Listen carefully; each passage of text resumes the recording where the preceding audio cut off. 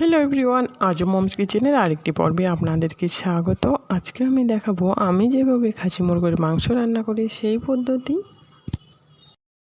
এই জন্যই আমি একটা কড়াইয়ের মধ্যে নিয়ে নিলাম সরিষার তেল। একটু বেশি পরিমাণে তেল নিয়েছি। তেল গরম হয়ে গেছে, এর মধ্যে দিয়ে দিলাম শুকনো লঙ্কা কয়েকটা। আর এখন আমি এর মধ্যে পেঁয়াজগুলোকে বেরেস্তা করে নেব। আমি একটু বেশি পরিমাণে পেঁয়াজ বেরেস্তা করে নিচ্ছি, কারণ আমার আরেকটি রান্না আছে, সেখানেও পেঁয়াজের বেরেস্তা লাগবে বলে আমি একটু বেশি পরিমাণে করে নিচ্ছি।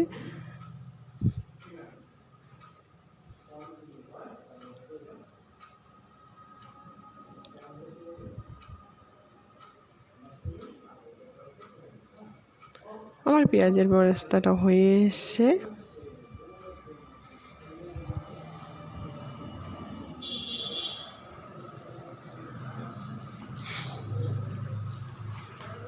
এবার মাংসটাকে আমি ম্যারিনেট করে নেব।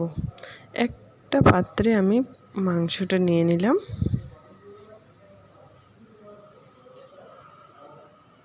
এবার এই মাংসের মধ্যে দিয়ে দিচ্ছি তেজপাতা, দারচিনি, ছোট এলাচ, লবঙ্গ, আদা বাটা, রসুন বাটা,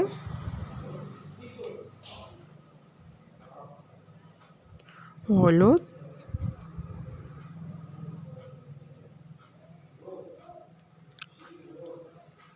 দিয়ে দিলাম শুকনো লঙ্কার গুঁড়ো, লবণ এবং দিয়ে দেব কিছুটা জিরে গুঁড়ো।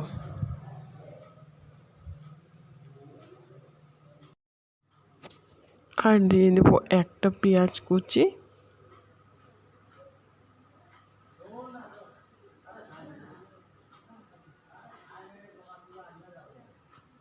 আর থেতো করা কয়েকটা কাঁচা লঙ্কা।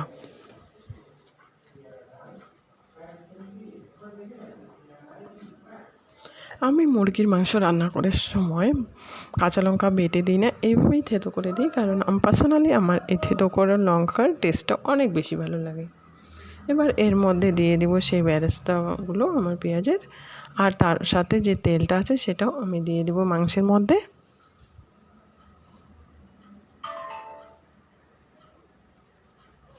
এবার সবগুলোকেই ভালো করে মেখে নেব।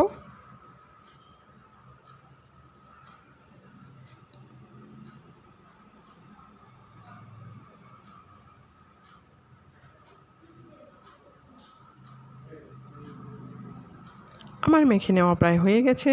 বেরেস্তা যেই কড়াইয়ের মধ্যে করেছি সেই কড়াইয়ের মধ্যে আবার মাংসটাকে দিয়ে আমি এবার গ্যাসের মধ্যে বসিয়ে দিলাম এবং একটু ধৈর্য নিয়ে ভালো করে এটাকে কষাতে হবে, একটু সময় নিয়ে।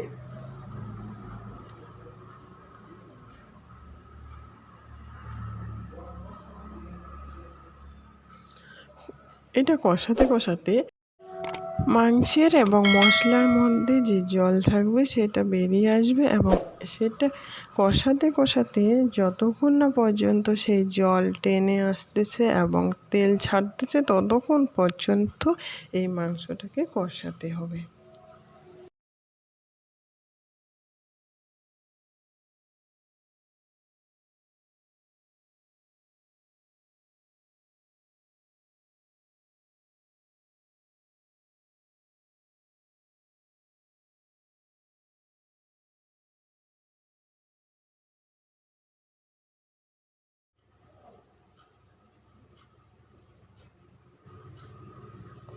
একটা সময় এই অবস্থায় আসবে মাংসটা, আবার ভালো করে এটাকে কষাতে হবে।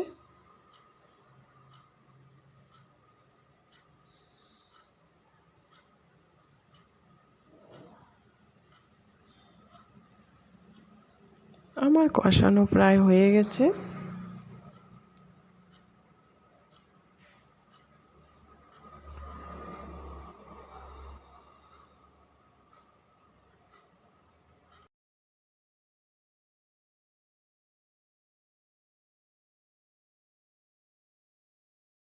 আমি কিন্তু এই মোরগের মাংসটা এই পদ্ধতিতেই রান্না করি।